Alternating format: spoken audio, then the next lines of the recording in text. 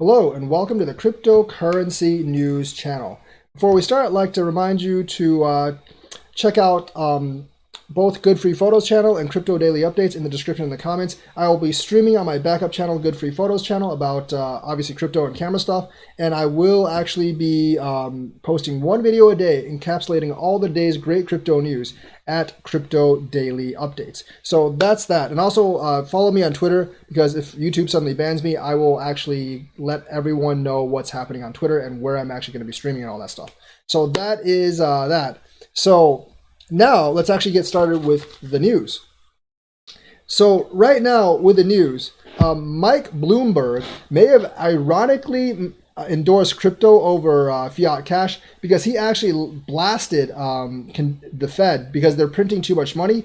And he basically says that the economies in the US, China, and Japan have basically doubled to an astounding 80 trillion. So basically he quotes, "The numbers are so large that they no longer have any meaning. They are simply abstractions. It's been some time since people thought about the concept of money and its purpose." And there you have it.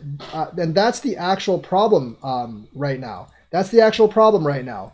Because no one really thinks about it, and people aren't going to start thinking about it. Like, some people argue they're printing too much, but as long as there's actual demand for those currencies aren't going to go down. And the demand for the USD has never been stronger than right now. So they can actually basically print as much as they want. It's not only Americans that want it, it's foreign people that actually want it too. So as long as that demand's there, as long as our army is there, foreign countries will actually trust in our money.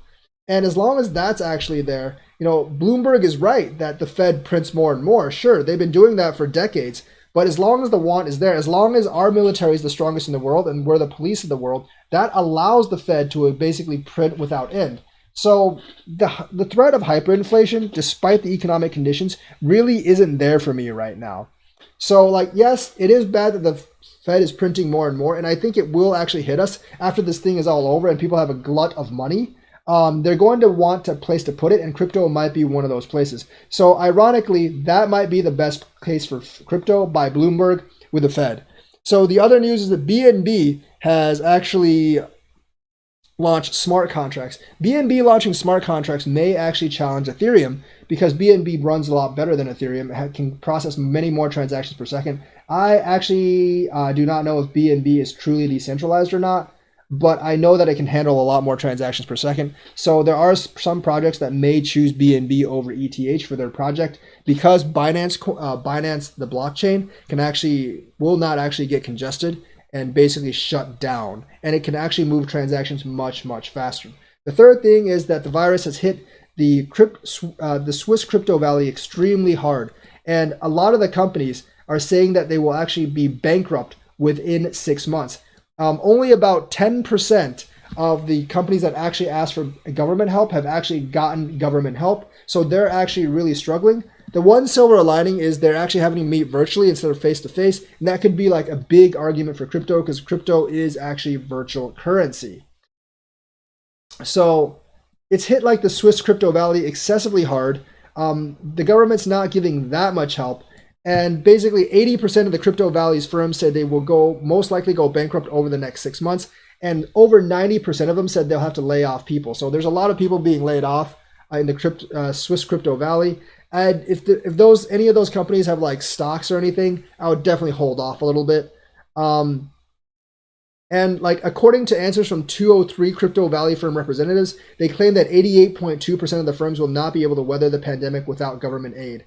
And furthermore, more than half has already had to lay off employees, and over 90% expect to do so in the future. So it's a twofold effect, because they were already doing pretty bad before because of the drop in crypto in 2018 and 2019, and especially the drop of altcoins. And now this pandemic has hit them again. So it's kind of like getting punched by Mike Tyson and then not quite recovering, and then getting punched by Evander Holyfield sucks, but getting punched by Muhammad Ali again, and then getting roundhouse kicked in the face by Chuck Norris. So you're basically getting a double whammy, and many of these crypto companies are probably not going to survive. So I would expect this to play out in kind of similar throughout the world with projects that don't really have that much funding right now. So I do expect a lot of smaller cryptos to actually close, but a lot of the bigger ones with years of funding will actually hang on and actually they are good investments for the future. So that is the news for today. Let me know what you think. Like and subscribe, and hit that bell notifications button. Thank you, and have a nice day.